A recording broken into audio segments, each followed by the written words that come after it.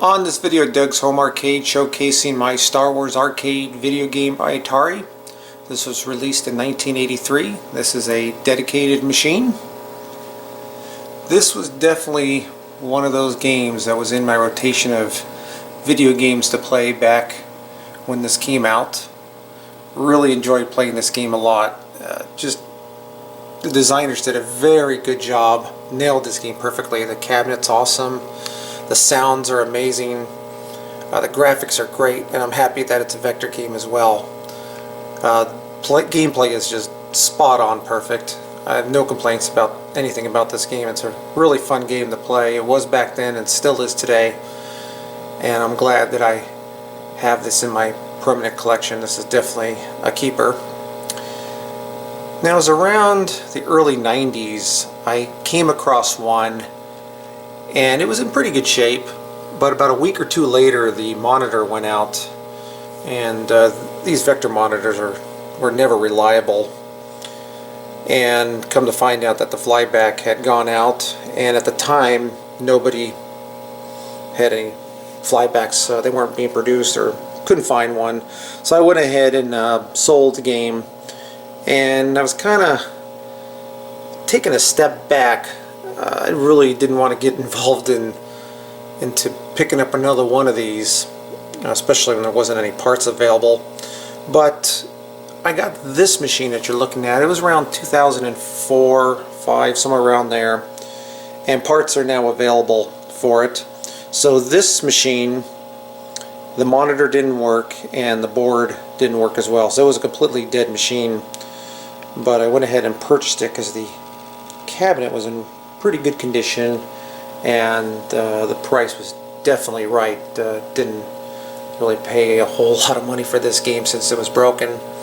So I went ahead and got there was a new flyback mod that you could put on these monitors, and so that was back around 04, 05 that I installed it. It's been working perfectly ever since, after all these years. So very happy with that. Also got the board fixed. It's been repaired, and then it went out again, so it's been in the repair shop about twice on that, but even that's been a while. It's been pretty solid. Cabinet's all original. Side art's in pretty good condition on both sides. I did purchase a brand new marquee for this. It's kind of torn up on the bottom, but I never installed it. I'm on the fence if I want to do that or not. I like to keep these games as original as possible, unless it's to a point where it's really trash and it's got to be done. But this game it's been pretty good shape. It's a good survivor. Now the cool thing is that I got a mod upgrade that came out some time ago, and with a flip of a switch, and it runs off the original boards. So basically it's like a ROM modification, but flip a switch, and now I have the Empire Strikes Back video game in my dedicated Star Wars machine, which works out good because Empire Strikes Back I believe was the last vector game that Atari made, and it was a kit. It wasn't a dedicated machine, so try to find those Empire Strikes Backs. They're pretty hard to find, and I really liked this game. I remember going to the arcade and there'd be like a Star Wars and an Empire Strikes Back next to it, and I thought the Empire Strikes Back was just as fun as Star Wars, so I really enjoyed both of those games. So I'm very happy that kind of the bad start I got on picking one of these up turned out to be basically a blessing in the end. Got the perfect machine with both games on it, so I'm very happy with it. Alright, I'm going to go ahead and pause for a moment and we'll get a game started so you can see in action. The Force will be with you. Red 5 standing by.